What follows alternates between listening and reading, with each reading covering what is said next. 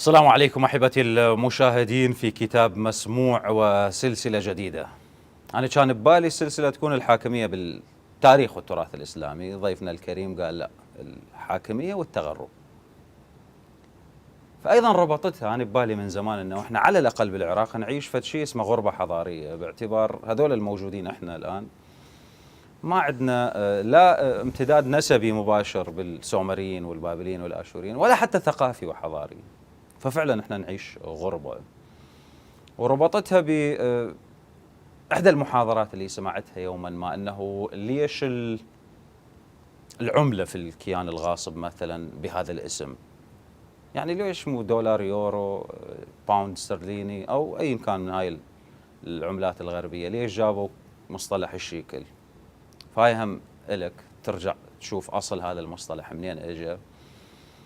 وربطتها أيضا بمصطلح يعيشون خارج التاريخ اللي الكثير من الأكاديميين، خلي أقول، ما أريد أقول حاخامات، اليهود يستخدموها من يوجهون سلاحهم الناقد الفكري على العرب، يقولون هؤلاء يعيشون خارج التاريخ. يمكن 99% بالعالم العربي والإسلامي من يسمع هذا المصطلح ما يعتبره هذا فد نقد لاذع عادي. شنو يعني وإذا نعيش خارج التاريخ؟ فهذني كلهن نجمعهن ونناقشهن بهذه السلسلة مع ضيفنا الكريم الأستاذ بالحوزة العلمية الشيخ فرحان الساعدي. حياكم الله شيخنا. مرحبا بك، حياك الله. الغربة الحضارية جزء من سببها الأكبر الحاكمية، تراث الحاكمية، هيك أعتقد. ومن تواصلنا وقلنا خلينا نسوي عن الحاكمية، فأنا عندي شوية يعني مو مثلكم انتم متبحرين بيها، فرجعت شوية تبحرت أكثر. إذا كنت كاره للتراث بنسبة فد 50% وقايل لا 50% بيه إيجابيات، فخليت كروس على 50% الإيجابية هم يعني. مسألة دأب الحكام بهذه المنطقة على امتداد 1200 سنة، ما أريد أقول 1000 والله 1400 سنة كلها، على عزل هذه البيئات عن الأجيال اللي قبلهم. يعني أكثر مصطلح أنا كنت أرفض التداول به ولا أزال هو مصطلح الجاهلية، وأنه كذول الناس كانوا عبارة عن اللي قبل الإسلام كل شيء ما يفتهمون، فقط اللي عندهم يأيدون البنات، عايشين بالعراء، ما عندهم أي ربط بالتحضر. بينما من تقرأ قصائدهم تقول لا دول متحضرين. فمنين اجى هذا التغرب اللي عند الناس اليوم؟ احنا ناس عايشين يومنا ما مستندين على شيء قبلنا، باستثناء بس شويه التاريخ الاسلامي حرك، التراث الاسلامي حرك فقط. أحسنتم. بسم الله الرحمن الرحيم، والحمد لله رب العالمين، وصلى الله على محمد وآله الطيبين الطاهرين. أريد أن فقط أشير قبل لا أنسى إلى أن السرقة اليهودية لتراث المنطقة وصل إلى كلمة شيكل التي هي شيقل التي هي مثقال. فمثقال تعني دينار، ديناريوس، بعدين أطلق الرومان ديناريوس على عملتهم. أما السؤال فهو أن الذين امتلكوا السلطة في تلك الأزمنة أرادوا أن ينسى الماضي الذي أسس الإسلام، لأنه فيه نصوص تمنع أن يصلوا إلى السلطة، مثلا اللعن الصريح على مروان وعلى والد مروان، وهو مدون في كتب محترمة، فهذا لا ينبغي أن يقطع. بل من قبلها هناك قضية مهمة لا يتداولها، لها مدخلية في الحاكمية، وهو النص النبوي الرائع الذي يقول فيه النبي: يكون بعدي أئمة لا يهتدون بهداي ولا يستنون بسنتي، ويقوم فيهم رجال قلوبهم قلوب الشياطين في جثامين الإنس. فقال حذيفة، الكلام موجه مباشرة إلى حذيفة رضوان الله عليه، فقال حذيفة: فماذا أصنع يا رسول الله إذا أدركتهم؟ قال: تسمع وتطيع. تسمع وتطيع ليش؟ فهموها ياخذوها وطاعة السلطان بنت عليه. لا، أنا أذهب إلى أن حتى تسمع وتطيع صحيحة. ليش؟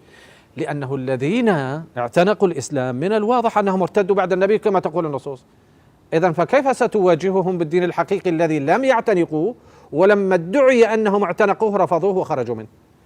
فلم يبق إلا أن تسمع وتطيع. هذه إجابة عليها تفاصيل شديدة وكثيرة. لما يأتي شخص يعلم أن النبي شاتمه، شلون؟ ما هو حريز بن عثمان يشتم علي بن أبي طالب كل يوم 350 مرة، بعد كل صلاة 75 مرة. فعندما يسأل لماذا تشتم علي يقول فماذا أفعل لرجل قتل آبائي وأجدادي؟ دار شخصي. طيب الآخرين اللي قتل علي آبائهم وأجدادهم أو دخل في نزاع معهم، كيف سيقبلون بهذا التراث الذي سينتهي إلى خلافة علي؟ أنت دونته، أنا لم أدون. أنت قلت في مسألة الحاكمية ما استخلف الله، ما أرسل الله، أو ما بعث، خلي أحتفظ بالنص حتى لا يمكن الإساءة لأن صارت عندي تجربة، ما بعث الله نبيا ولا استخلف خليفة إلا وجعل له بطانتين، بطانة خير تدعوه إلى الخير وتحضه عليه، وبطانة شر تدعوه إلى الشر وتحضه عليه، والمعصوم من عصمه الله. هذا النص يمكن أن يكون مشتغلا على كل حلقاتنا هذا، لأن ما حد تطرق له. هل فعلا المعصوم من عصمه الله؟ هل هناك عصمة أم أنك ستؤول معنى العصمة ونقول لك أنه لا يخطئ وأنه مضمن بالآية الكريمة التي تقول وممن خلقنا أمة يهدون بالحق وبه يعدلون. قلت لا أريد لفظة العصمة، ها هي لفظة العصمة. الشيء الثاني، الله جل وعلا عندما يبعث نبيا، هذا موافق عليها، الله يبعث الأنبياء بعث رأسا عطف، وهو أن يستخلف خليفة. إذن فالله هو الذي يستخلف الخليفة، هذا مهم في تبيين الحاكمية الإسلامية. فقطعا هذا السلطان اللي ما تشمل هاي المفردات والتي لم يدعها أحد له إلا الآن بعد 1445 46 سنة يريد يدعيها إليه، لم يدعيها أحد له، فمن المؤكد سيصنع تلك الهوة بينها وبين الناس. طيب، ذكرت جنابك الآن الحاكمية في الإسلام، وأنا أسأل، الحاكمية بالمذهب الجعفري الشيعي الاثنى عشري، لو الحاكمية عند أهل السنة والجماعة؟ وإذا أجي أفصل عند الشيعة كم نوع حاكمية وعند السنة كم نوع حاكمية؟ طبعا الشيعة بالمجمل يتفقون الحاكمية للمعصوم، عند السنة أكو الحاكمية لله. لا حاكمية الخليفة خلينا ندري بها لله. السلفي لا راح أجين وحده على المبدأ السلفي الحاكمية لله اللي استنبطوه من الخوارج نزولا، والحاكمية للخليفة بارا كان أم فاجرا، حي الله بأيامها. هاي هم بها نقاش، هو لابد للبشرية من سلطان. البعض يقول المصطلح هذا من تذكره به فد نوع من الطعن، هو للإمام علي هذا بأيهم اقتديتم اهتديتم. لا هذا رفضوه، الحق يقال. هذا بأيهم اهتديتم اقتديتم لم يأخذ به أحد من المعاصرين ولا القدماء. هذا مشى على مقدمي البرامج، على صغار أئمة الجوامع. الآن علماء السنة بكل مذاهبهم يقولون هذا لا أساس له، يرفضون. أقيسها على الواقع. شخص مثل يزيد بن معاوية فعلى هذه المعادلة. صحيح هو بالنتيجة أنا رفضت المعادلة بالاسم، أي بس بالمضمون طبقتها. صحيح. بها هي تحب نبدأ بها حاكمية، هي بما قاله عبد الله بن عمر بن الخطاب: نحن مع من غلب. هذا المثال الذي يختصر كل النزاع. تبديت من السنة الآن قبل. أي من السنة، لأنه المذهب الشيعي واضح، الحاكمية لله ولرسوله وللمعصومين، ومن بعد المعصومين كما قال أحد المراجع مؤخرا اطلعت على نص، لأن كنا أيضا ولاية فقيه أو غير ولاية فقيه، هو اختصرها ولاية فقه. هذا أنا أرددها باستمرار، بس حيث أنني لا قيمة لآرائي فأعود إلى رأي هذا المرجع، يقول أي سلطة أو أي حكومة لها ولي شرعي فهي شرعية. فسر لي الولي الشرعي حسب الولي الشرعي بأي مفهوم؟ هذا الفقيه يفتي بكلمات من المعصومين وأنت ترى عدالته، خلاص انتهى الموضوع، انتهى النقاش. من المعيار بهذه؟ المعيار أنه مرجع محدد، مو السلطة حددها، مو تروح تجيب لي ما يعرف بالمفتي، هذا موظف حكومي على الطريقة الشيعية. فقهاء الشيعة هم اللي يحددون المرجع. منو ينطيهم هذه الرتبة انهم فقهاء؟ الحوزة بتجربة طويلة، يعني مو البارحة انطيناهم ندور بدائرة. لا راح نرجع يقول لك هاي الحوزة ما مرتبطة بالدولة، ما مرتبط، حتى إذا ما مرتبطة بالدولة. وفق هذا النص أشبه ما تكون تفوض نظام سياسي. منو مفوضها؟ هي أم الحكومة؟ منو انطاها الصلاحية حتى تفوض النظام النصوص السياسي؟ من الأئمة تقول: أما الحوادث الواقعة في زمن الغيبة فارجعوا فيها إلى رواة هذا حديثنا. يطبق في دولة نظامها إسلامي لا حتى على خلاص إذا مو نظامها إسلامي خلاص بعد لا نبحث عن الشرعية، انتهى الأمر، يعني صارت سالبة بانتفاء الموضوع. إذا هي ما تسعى ولا الشعب يسعى إلى شرعية فعلى أي شيء الكلام. ما هي بكل دولة نصفها مطبقة، يعني شوية ناخذ من الحوزة هذه المشكلة قديمة، يعني نتغطى بها شوية بالمشاكل. لا هذا ما ينفع، ما تتحمل المسؤولية، يجب أن حملت المسؤولية هسه ما دام فتحنا باب الحاكمية الشيعية، حملت المسؤولية بالكامل بعد 2003 من الآخر اللي يقول احنا مع الدولة المدنية الديمقراطية حتى من دعاة الملكية الدستورية، حمل ما حدث بعد 2003 على الحوزة العلمية، لأنه قالت سووا دستور وسووا انتخابات وما عليه يعني بعد. فهو يقترح أنه بلا دستور ولا انتخابات الوضع أحسن، هذا يدل على أنه بالأمية لازم نوديه من جديد، يعني ناخذ قوة عليه للمدرسة. هذول الفريق الشيعة منهم يقولون كان المفروض دور الحوزة يكون أوسع. صحيح، بس المشكلة أنه احنا لم نسقط صدام، أمريكا أسقطته. اي بس انت امريكا وجاءت بقوى من راح احمد الجلبي وزار السيد السيستاني. السيد السيستاني المصدر آراس حبيب اللي كان مرافق احمد الجلبي، ماكو غير مصدر هذا الدايلوج الحديث. وهم فيلي هم فيلي ابن عمنا كل واحد يمشي بالطريق يسلم علي على اللي دار بينه وبينه. الله يسلمك. يقول السيد السيستاني قال له دكتور ايش تريدون تسوون؟ تكررون التجربه اليابانيه؟ السيد السيستاني قايل له. فاحمد الشلبي شارح له الخريطه، قايل له نريد هيك نسوي. مجلس حكم، مجلس وطني، كتابه دستور، نروح الانتخابات. هسه هذني من اباوع عليهن بسياق تاريخي لاي دوله ايجابيات الخطوات هذه. المشكله بالشخوص اوكي، بالتطبيق، بس بالهيكليه حلوه. فعوفنا من امريكا هسه. بس ما منتج، سويتها ما منتج. شلون؟ اولا طبعا هذه التجربه انا ليش راح افتحها واوسعها شويه؟ اللي بالعراق صارت مقياس راح تطبق ربما بسوريا بشكل صحيح. او باخر. ما يسمحون بسوريا، لانه لما نقيسها بسوريا فهي احسن. بس المشكله اللي بالعراق هو ما منتج، لان انت قد ترضي خصومك السياسيين يطلبون اكثر، فما به حكم اغلبيه سياسيه. والاغلبيه السياسيه مع اني مع الاغلبيه الطائفيه، يعني مو ضدها، لكن حتى لو تنازلنا وقبلنا بالاغلبيه السياسيه ما به كل استرضاءات وتوافقات. يعني الشخوص هيك رضوا، الشخوص اللي بالاغلبيه السياسيه رضوا بهذا المنحى، مو لانه النظام سمح بها. صحيح، هذا تفسير جيد. صحيح. هاي شلون احلها؟ أن يضعوا خلف ظهورهم هذا التوافق. من هم؟ الذين الاخر تذكر اللي قلت لك عليه، يقول المفروض المرجعيه توجه بهذا الاتجاه باعتبار ما عندنا غيرها، يقول انا ما مؤمن بها. هذا الراي الاخر اللي ممكن تسمعه بالشارع بالتواصل الاجتماعي بالاعلام، يقول انا ما مؤمن بها بس ما عندي مؤثر بالعراق بقد هذه المؤسسه، ان صح اسميها. انا دائما اقول اذا اردتم ان الحلول تاتي كلها على شكل افتاءات فهذا يعني انكم سوف تصبحون اكثر الناس كسلا. ممكن المرجعيه تتدخل، لكن دعونا نفترض انكم قادرون على حل مشاكلكم من هم البسيطه. القادر؟ كل القوى السياسيه. خلي تحل هذه المشكله البسيطه، ستنتج هذه المشكله مشكله اكبر وستحل احسن من 20 سنه من الفوضى. قارن لي اياها بالحاكميه بايران اللي هي ولايه فقيه. اكو صلاحيات صح، الولي الفقيه او المرشد الاعلى عنده صلاحيات واسعه، قد ببعض المناحي تصل الى المطلقه. بس اكو مؤسسات اخرى عندها صلاحيات كبيره لدرجه انه اكو مؤسسات اذا اجتمعت تقدر تعزل. هاي خبرقان. فهذه مو ولي فقيه.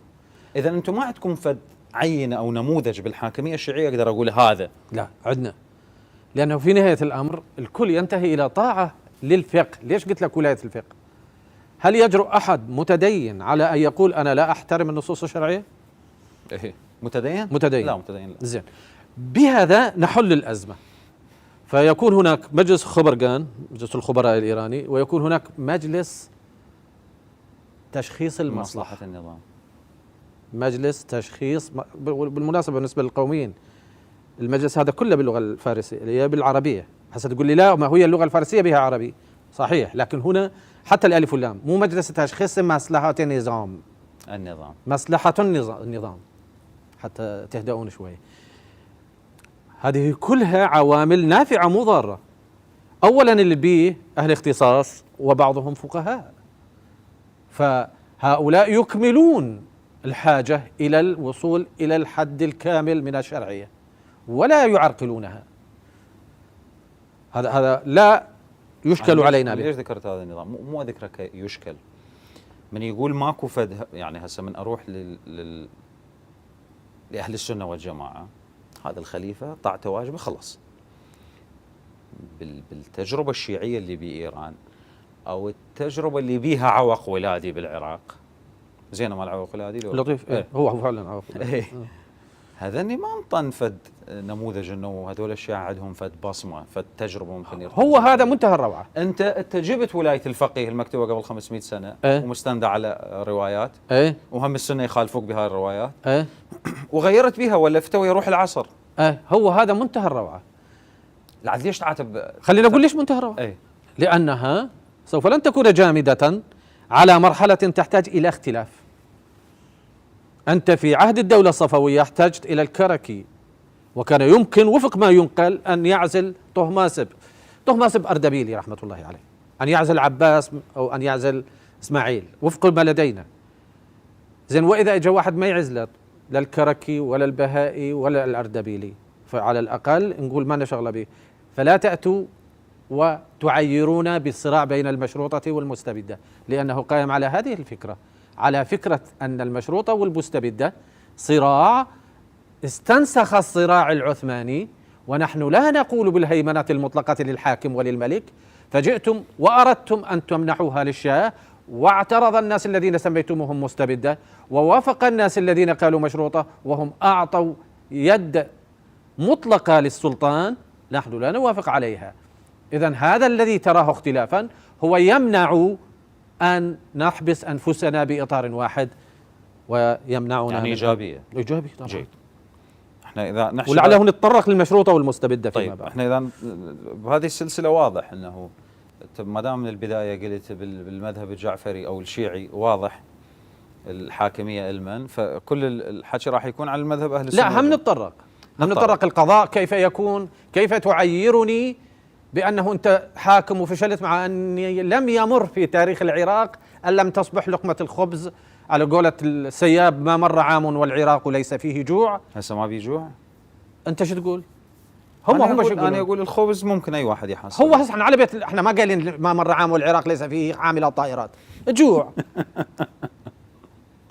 زين، أنت ما مرت قبل 2003 عوفك 12 سنة الحصار. ايه قبل 90 ايه ما مر عام بالعراق إذا ما بيجوع. ايه.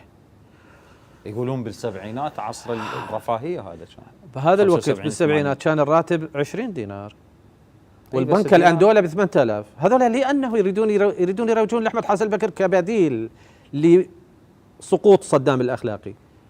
وذاك اليوم وياك السيدة أبو رغيف يمكن قال له في مجال آخر أنه البكر صدام على اعتبار ما يقاس به، فبدا لهم أن البكر مختلف. احكي لي عن الراتب، يجيك واحد جاهل بالاقتصاد وقال كان الدينار $3، يبدلوا الكيا مثل ما كانوا يبدلون الروبل. محمد حسين هنيكل يقول كنا نروح إلى موسكو يركضون الوزراء يريدون يبدلون ويانا الروبل. ليش؟ لأن روبل مقابل دولار.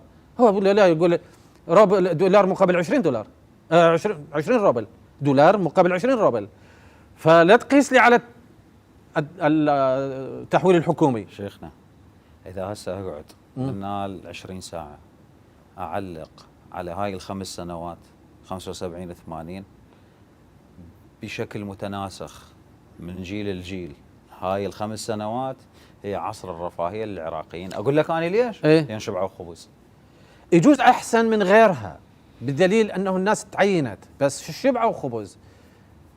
هناك تراث لتلك المرحلة للخبز اليابس الذي ينقع بالماء بعد هذه المرحلة أعتقد يعني. لا، هي 75. أنت عشتها، أنا ما عشتها. أنا عشتها.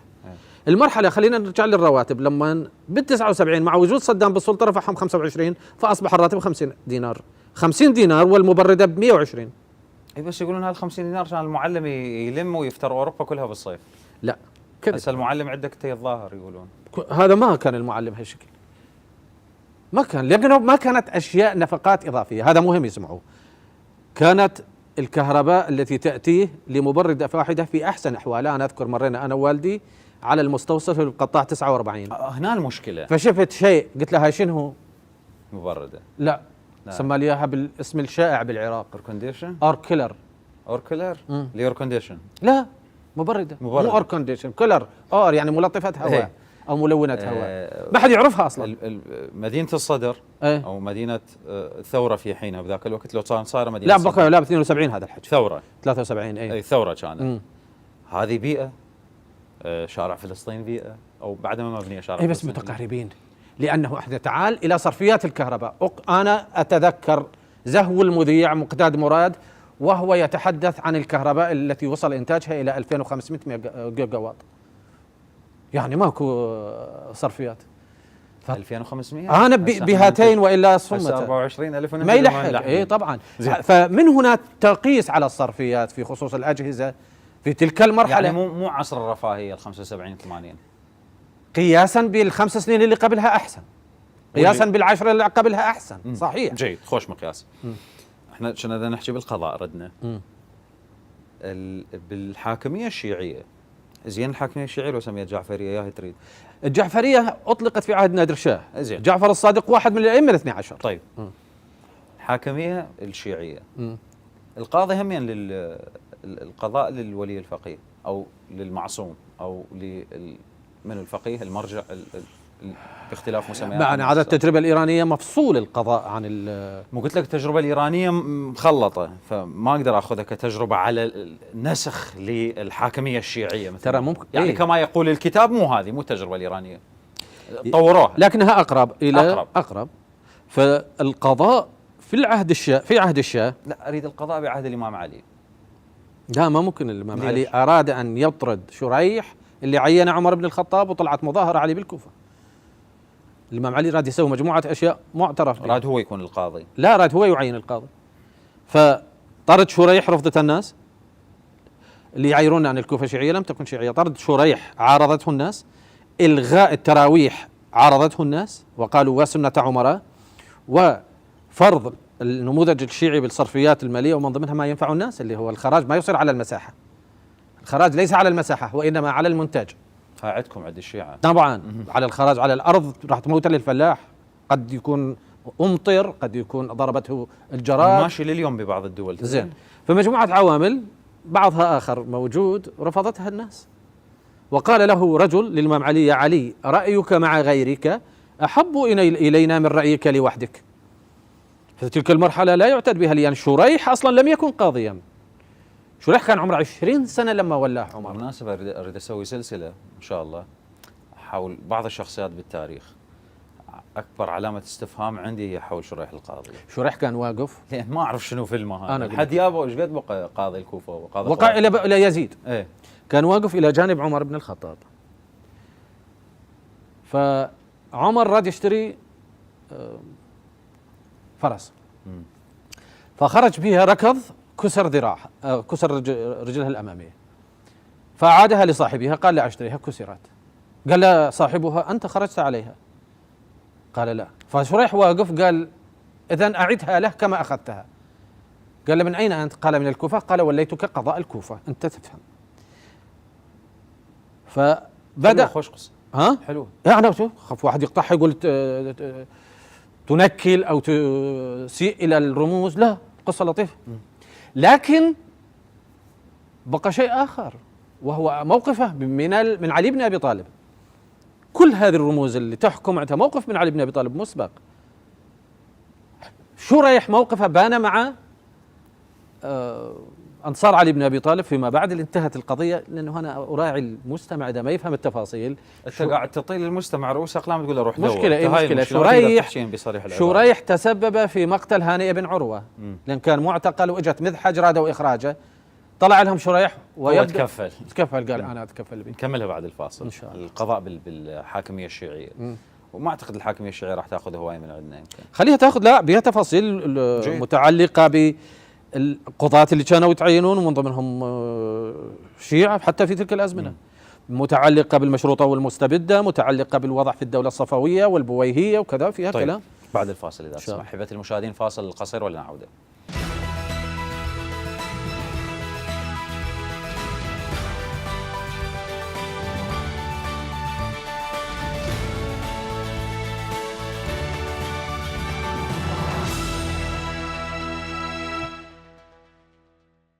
حياكم الله من جديد احبتي المشاهدين، نرحب بسماحه الشيخ مجددا. شنو نحكي بالقضاء بالحاكميه الشيعيه بهذه المنهجيه، بس قبلها عندي فد مداخله. تفضل.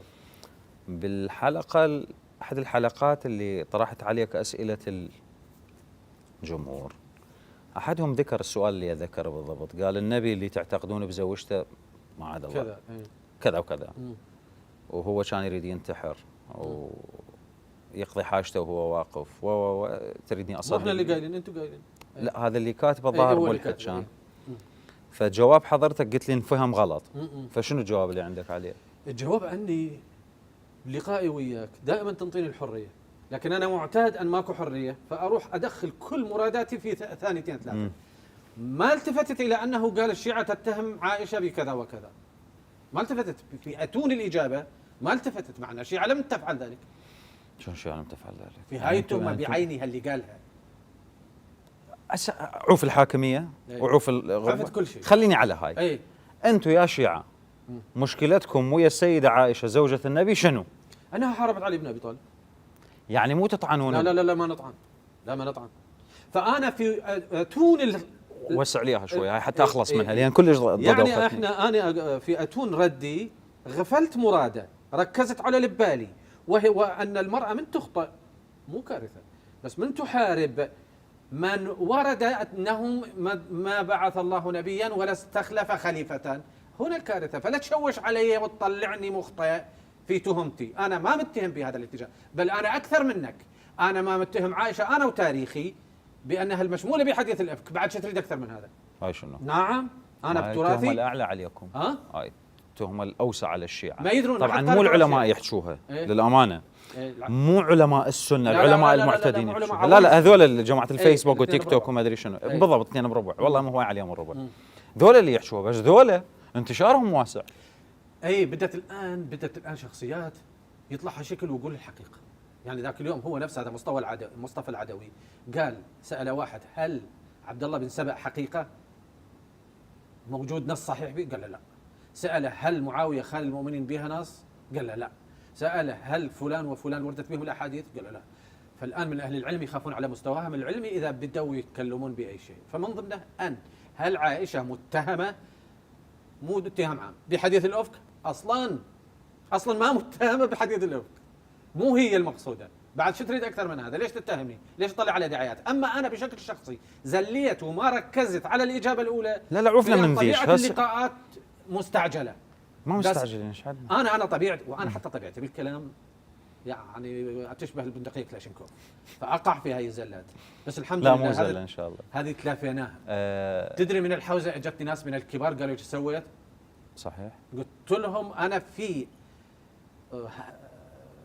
الردي ما التفتت الى انه افصل، عاده ما نفصل. فصل هسه افصل. احنا الاقل من هذا ما مسويناه يا عائشه. شنو هو الاقل؟ اللي انت تقول متهمه بحديث الافك، انا اقول لك ما متهمه بحديث الافك اصلا. ليش ما تركز وتقول طلعوا هذول احرص منا على عائشه من هذا الجانب، مو كل الجوانب، كل الجوانب اعتراضاتنا موجوده. ما نشيط. الشيعه احرص من السنه على عائشه في حديث الافك. ما قالين عائشه ذات حديث الافك، ما قالين في حديث الافك، لا توسعوها. العاد منين جايه هاي الروايات اللي بالصحاح ويعني فد امور والله ما اقدر اذكرها، ما اقدر. ما بيليق. هي الحقيقه التهمه حتى لماريا القبطيه عليها السلام مو لائق. هي في اصل الفكره مو لائق. احنا نقول المتهمه ماريا القبطيه. يعني التعامل مع زوجات النبي بهكذا روايات شو اسوي بعد؟ يعني انا ما اقدر هذني اللي وردن احكيهن على زوجة واحد عدوي حتى مو صاحبي. مما يدل على عدائلهم حتى اذا صحيحه. حتى اذا عائشه صرحت يوما ما عن علاقتها الشخصيه بالنبي، صرحت لرجل ما لامراه ما، انت ليش سعيد بها وتنشرها؟ امراه تتكلم عن زوجها، ليش هيك سعيد؟ شنو الغايه منها؟ الغايه اولا هي تكلمت بهذه الاشياء كاي امراه تتكلم عن، قد لدينا موارد للاعتراضات شديده، لكن انا اقول انه كانت هناك وسائل للطعن بالنبي اذا الان نتكلمها اخاف لا تقطع. من ضمنها الطعن بزوجاتها؟ يا عسل انه شلون نعرف جسد ابو جهل؟ منين نعرفه؟ اولا ابو جهل ما منفجر عليه لغم، انضرب سهم هنا، راح تجون الوجه تعرفوه. يعني شلون يتدعون انه قال لكم تدافعنا انا وياه على الاكل في بيت عبد الله بن جدعان فدفعت انكسرت ركبته. ابن امير مكه يدافع على الاكل ببيت عبد الله بن جدعان، وعبد الله بن جدعان يطب النبي صلى الله عليه واله. هذا بيت مو خوش بيت، شلون يطبه؟ واذا نريد نفتح هذا الباب ندق على روسنا والعدو يمسكها علينا واحنا ما قايلين. يقتطعها، يقتطعون. تسالني سؤال تقول لي انا قلت ان روسيا في العهد السوفيتي كانت كذا فقيره فيقطعوها وراي انت مباشره تقول فكيف صارت دوله عظمى؟ صار نقض علي لو لصالحي. مع انه انا اجابه محضرها الرئيس الاوكراني ليونيد جرافشاك في لقاء يتحدث عن المرحله السوفيتيه، وقال للمذيع نفس هذا الكلام انه حطمت الصحافه في نهاره.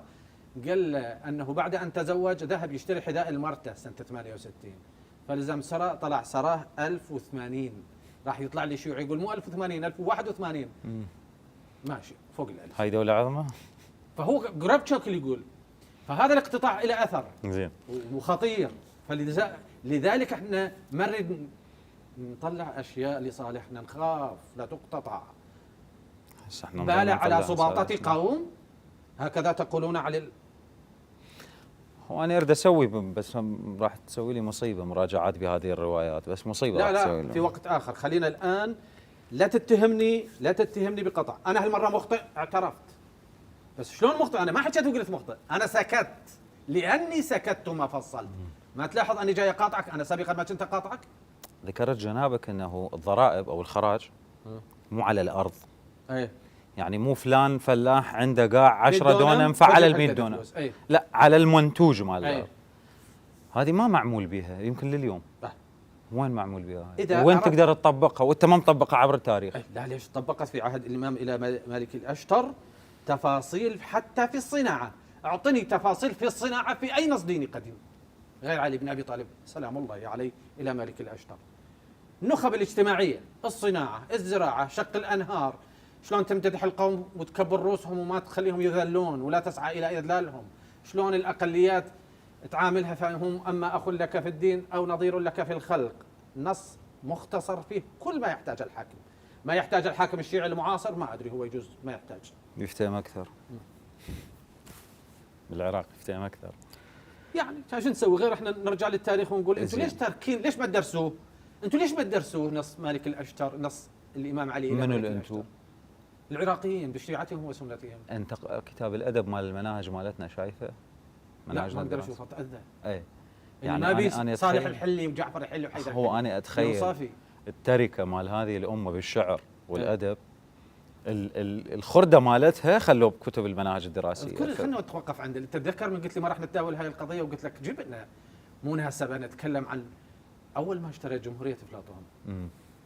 قريتها قلت هي المخبوصه بها العالم، وهذا الفكر وان لم يكن في غربي في حينها اصبح الان غربيا. ايش تقصد المدينه الفاضله؟ المدينه الفاضله. ثم اشتريت بعدها بسنه، كان عمري 19 صار 20 اشتريت هكذا تكلم زرادشت. لقيت إيميل فاكي عضو المجمع العلمي الفرنسي بالصفحه مال الجلاد كاتب لم يصبر احد غور الانسان كما فعل نيتشه. والله ايش اقول عليها؟ تعاركوها يوميا متعارك. يوميا طلعت لك سالفه الان بالله عليك سمعتك الابيات قبل ان نصور. ومن لم يطلب الدنيا حديثا ومن لم يطلب الدنيا قديما ولكن لا سبيل الى الوصال. والبيت الاخر والظلم من شيم النفوس فان تجد ذا عفه فلعله لا يظلم. وبيت هذا اثنين للمتنبي. البيت الثالث لأبي تمام عندما يقول ولو كانت الأرزاق تؤتى على الحجاب هلكنا إذن في عيشهن البهائم. هذا سبر النفس. وتعرفني مو قومي. ما أنا ما قلت قومي، هذا سبر النفس لعاشق اللغة العربية مو لعاشق الثقافة الغربية. وأنا أدور في أتون هكذا تكلم زرادشت وين سابر النفس البشرية؟ طلع ذاك اليوم أحد أقاربي قال لي مو هو ورا ما صار به سفلس جوين. إيه هو شو وقت ولد 44 1844 مات 1900. هو شو وقت ألف؟ قريب من مرحلة زرادشت لو نيتشه تقصد؟ لا مو زرادشت الشخص. كتابي ايه. هكذا تكلم زرادشت. ايه. هم راح يتهجمون عليه. خليه يرجع. انا مسعودنا هو بيسفلس، انا شعليه. من يقول؟ ها؟ من كلام يقول؟ هو سبب جنون السفلس. احد زملائنا الاعلاميين اللي كان جدا معجب بالسلسله السابقه كان عنده اعتراض بس على هذه. على شنو؟ ما اريد احكي بالموضوع. على نيتشه؟ ما اريد، خلينا بعدين. اقول لك نيتشه مات يعني مات مجنونا، انا شعليه. الاعتراض انه جن بعد ان اصيب بالسفلس؟ لا، في تاليف هكذا تكلم الزرادشت. فسره هيدجر اللي واحد يدافع عنه هيدجر النازي الذي يرى هذا المدافع قردان. هسه يقول لي وشو كنت قايل؟ لانه نازي مو لانه هيدجر. ده اكبر واحد فسر كلامه شو نصحونه شرحه هو هيدجر اللي بهذا ما شفته يدافع عنه. ذكرت البيت اللي يقال عن زياد: أتغضب أن يقال أبوك عفو وترضى أن يقال أبوك زاني؟ أنا لما أقول هيدجر مخطئ ولا يوجد إنسان قرد، وسوايتهم لما جابوا الإفريقي حطوه بقفص لجعلهم تتفرج عليه كانت خطأ. لا يوجد عرق قرد، قالوا هذا قرد لم يكتمل، إذن النظرية صحيحة. لا يوجد قرد، هذه بشر بالبيئة مغيرتهم مسويته ملامحه خشنة وأسود. وهناك الآن بحوث تقول 15% من البريطانيين جذورهم زنجية، لكن الآن هم بيض لأن ماكو عرق سيستمر، هاي البيئة. زين، خليه يرجع للحاكمية. بس حلوة هاي الالتفات. الشعر العربي بيسبر النفس أكثر. هسه أنت شو تقول بهاي الأبيات؟ ذاكرهن هيدجر: والظلم من شيء من النفوس فإن تجد ذا عفة فلعلة لا يظلم. هو هذا اللي هذا واحد شيبعني شتايم على هيدجر. هو هذا اللي اعترض، افتهم البيت هذا ولا لا؟ دعتك ليش تعاتبه؟ سائق التاكسي الذي أوصلني من النجف إلى بغداد ايه؟ كلمني عن ما تعرضت له من شتائم، فقلت له هذه الأفكار نقل بعضها من كتابي وصف مصر اللي صدر في عهد نابليون. فقال لي، قلت له بعد الكاميرا ما أنا هيك قلت له الكاميرا بعد ما مخترعت. تدري ايش قال لي سائق التاكسي؟ اي نعم، وبوصف مصر كانوا يرسمون بدل الصور. يعني ما وصلوا الى مستواه. اللي اعترضوا ما يفتهمون، ما وصلوا الى مستواه. زين، ارجع للحاكميه. هو انا ليش ما اريد ارد على احد؟ لا احيانا توضح. لا يعني حتى مو توضح، هو اذا يعني هو يعني هذا هو شتمني واحد قال تردح في كل شأن، ما انت سائق التاكسي تفوق عليك. انت ما تدري هل الشيء الذي لا تعرف به لصالحك ام ضدك. لا، هو اكثر الاعتراض كان انه الاوروبيين ما انتجوا فكر. هو عباره صناعه الفكر. يعني اللي يقول على الانسان قرد لم يكتمل والبيولوجيا اثبتت خطأ، شو نقول عليه؟ اللي يقول على الافريقي قرد لم يكتمل، شو نقول عليه؟ اللي يقول ان الحريه تتيح الشذوذ والانسان حر في جسده، هذا انحرافات بهذا الفكر، مو ماكو فكر. خليني واحد راد عليه بشكل علمي فكري، مو انا معترض، انا معترض عندهم، بس صبر لغور الانسان. غاستون باشلر رد، ادري غاستون باشلر قال ان الشهوه، هذا علمي بس ما كلمه عابره، ان الشهوه يجب ان تنتهي. هو لمح ما قال هيك، عن فتى كان يفعل كذا واللذه ما استمرت فكان يضع خشب الى ان مات. اولا عليهم ان يعرفوا فكر، كلمه فكر. من الذي سوغ للاستعمار ان ينتشر في تلك البلدان لولا الناس الذين سبقوا هتلر، ابتداء حتى من بسمارك اللي هو خلينا نسوي فاصل بموضوعنا. سوي كما شئت. احنا بدنا نحكي عن الحاكميه بالاسلام. نعم، ما هي الحاكميه التي تستدعي حاكميه لديهم روج لها الفكر. زين، هتلر جاء بلا فكر. هو خليه يروح غربا. هذول الناس قعدوا يسيطرون على العالم حلو. لانه ما عندهم حاكميه مسيحيه، لا عندهم ولا استنسخوا العهد القديم والجديد. رحم الله. شنو السؤال الرائع هذا؟ لا مولانا، هذا لأن اللي ما دارسين تاريخ يقولونه ابتدأوا باحتلالنا من قبل هزم الكاثوليكية المسيحية. أول الأراضي سقوطا بأيديهم مليلية، اللي بعدها الآن هي سبتة ومليلية بيد الاستعمار الإسباني. مليلية سقطت قبل غرناطة. لازم يرجعوا له بالخريطة، هي صايرة بساحل المغرب بس هي تحت التاج سبتة ورا سقوط غرناطة بفترة بسيطة. الساحل العماني ظفار هاي سنة 1492 سقطت غرناطة، قبلها ب20 سنه او 30 سنه يعني بعد الثوره الصناعيه 200 300 سنه قبلها ساقطه سبتهم ليليه. فمو لانه اتطوروا واحنا تخلفنا احتلونا من قبل هذا. واحدة من أسبابها الطواعين. راح أضرب لك مثال باحتلال آخر برتغالي. لا ليش احتلونا قبل لا نروح للطواعين؟ 1507 إيه؟ قامت البرتغال باحتلال الساحل العماني، ظفار وصحار ومسقط. بعد 400 سنة سوف يصبح سكان عمان 100,000. لعد من احتلها البرتغال ايش قد كانت؟ يجوز 10,000 5,000 ضعف سكاني. قد تقول لي لولا هذا احتلونا فصاروا هم يديرون امورنا، بعد ما احنا نعاتب هم يعاتبون. قد يقول قائل لولا ذلك نهضت. اي نعم، اسمع هذا النص في عباس العزاوي واضيف له شيء انه الجهله مرعبين. ما يعاتبني يا كتاب مال عباس العزاوي العراق بين احتلالين. زين. اذا تذكر شيء ما يقول لك خطا الكتاب، يقول لك انت مخطئ. هؤلاء يبعثون على الحزن. ما عوفهم كمل. عباس العزاوي في كتابه العراق بين احتلالين في احداث سنه 1800 يعني صار 225 سنه، يقول جاء رجل ايراني الى والي بغداد التركي فقال له اصنع لك مطحنه تدور من غير ماء ولا هواء. لا يقول يحرك احمر، هذا مو انجاز. ولا يذكر عباس العزاوي، عيب عليه ذكر. فبدل له فصنعها. 1800 ايراني يصنع مطحنة تدور من غير ماء وهواء. بالوقت الذي احتل نابليون بونابرت مصر 1800 أو دخلها 1798 كانت فرنسا ما متقدمة، بها 3 صناعات بس: مدفع، بندقية، آلة طابعة. الكارخان هاي توبها الإيراني وكارخان وطبخانة التركي كانت أقوى من الطبخانة من المدافع الفرنسية. هي مو عرب. هسه احنا نتحدث إسلام. وليش نتحدث عرب؟ ما هي الدولة العثمانية دايرة الموضوع، احنا ما نريد نسأل العرب. الدولة العثمانية دايرة موضوع السنة وكانت تصنع. نعم، لما اجت الطابعة صدر امر من السلطان العثماني تصير بها الطباعة ما عدا الكتب الدينية. اي اذا تريد تضحك هنا اضحك.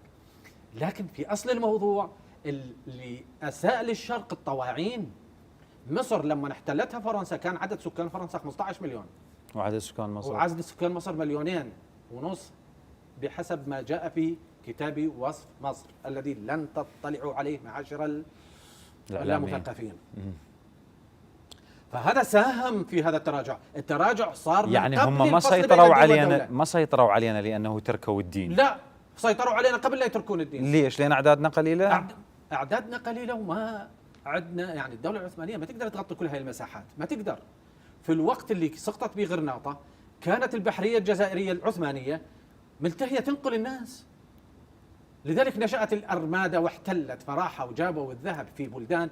بريطانيا جابت ذهب الهند في شركة الهند الشرقية، وإسبانيا جابت كل ممتلكات الهنود الحمر، ما سمي بعدين الهنود الحمر. وإسبانيا يوما ما كانت تتحكم بنابولي وإيطاليا وهولندا، يسمونها هولندا الإسبانية. تصور هذا راح يقطعوها، وين هولندا الإسبانية؟ هاي مشكلة. لكن إسبانيا أسست للثراء الغربي، وبريطانيا أسست له بالاستيلاء على ذهب الشعوب. في هذا الوقت بدت هيمنتهم، حتى أن مؤسس الجيش المصري في عهد محمد علي باشا هو سليمان باشا الفرنساوي. ذكرناه. بعد خلاص أخذه. ويقول هاي خاتمة مهمة، ويقول لويس راسول، ويبدو أنه من عائلة راسول اللي هو كان حاكم دار أو مفتش مصر قبل أكثر من 125 سنة 130. يقول اعتدى رجل يوناني على امرأة مصرية، ولكن قوانيننا لم تكن تجيز اعتقال اليوناني إذا اعتدى على مصري. هذا هو ذاكرها. فإذا أنت تديرني بعد لا تسألني شلون فشلت، هو يديرني. وين ذاكرها؟ بكتابة. أنتم ما قارينه كتابة لويس، كتابة عن هذه المرحلة. يعني قوانينهم بمصر قوانين ما تسمح بريطانيا في مصر لا تجيز للدولة الإنجليزية أن تعتقل يوناني، مو بريطاني، أوروبي عموما، يوناني ما تجيز اعتقاله. فأنت كنت تتحكم بكل شيء. اقرأوا عن دينشواي وعن جد بطرس. أجاوبك بلسان حالهم؟ جاوب. تبرير للفشل الفشل أبو 500 سنة على الأقل. تبرير هذا هم كانوا مسيطرين على كل شيء. هم يحكمونا. قد تقول لا احنا فاشلين من البداية. مولانا النقاش، وجدت نقاش. إذا تريد إن شاء الله عندما نسجل في المرة القادمة أجيب لك النقاش عن العلاقة بين الزمان والمكان. قبل 1000 سنة. أليس هذا هو ما يسمى الآن الزمكان؟ الآلات اللي صنعت في تلك المرحلة أنتم ما تفهموها. أنا معذب الناس بالحديث عنها، ما أدري تريد نتطرق لها؟ أنتم بالمتنبي ما راح أذكر أسباب دينية. المتنبي مو قالوا عليه يكتب شعر يعده وراحوا سووا له روبوت يقدم ورد؟ تذكر هذا النص في ديوان المتنبي، روبوت في تلك المرحلة. أما البارود فكانت وصفة سمرقندية. أما الكيمياء من جابر بن حيان ماشي يعترض على ويقول انكر وجوده. نصوص أجنبية مهمة تتحدث عن تلك الصناعات التي نشأت في الشرق بحامض النتريك والهيدروكلوريك والكبريتيك والصودا الكاوية والبروميد الأنتيمون اللي من عندك كانوا يقولون كان طلب السلطان من جابر بن حيان أن يصنع قماشا لا يحترق. احنا ما نعرف بروميد الأنتيمون، ولا جابر يعرفه. جابر حتى تلك الأجزاء لما يريد يحكي عنها يقول خذ رطلا من زيت الزاج القبرصي. ما نعرف الأسماء الحديثة. فلما سوى الشيء هذا العلماء المعاصرين يقول هو هذا ربع بريمود الأنتيمون اللي الآن ينخلى على عود الكبريت حتى ما يعاد اشتعاله. فما مطلع، مشكلتي كونك ما مطلع. يعني أنا علي أن أسكت لأن خاف يسمعني الجاهل ويقول أنا ما أدري. ما أنت لا تدري بأكثر من هذا، أنت لا تعرف. ذاك اليوم برنامج يسألون به من أصحاب الهيئات المتحدثوية اذكر الدول التي تحادد العراق. أتعلم ما هي الإجابة؟ هل يمكن تغيير السؤال؟ حتى ذكرت بيت لفاطمة بنت الحسين سلام الله عليها: وما ذنبنا أن جاش دهرا بحورنا وبحرك ساج ما يواري الدعام صعب.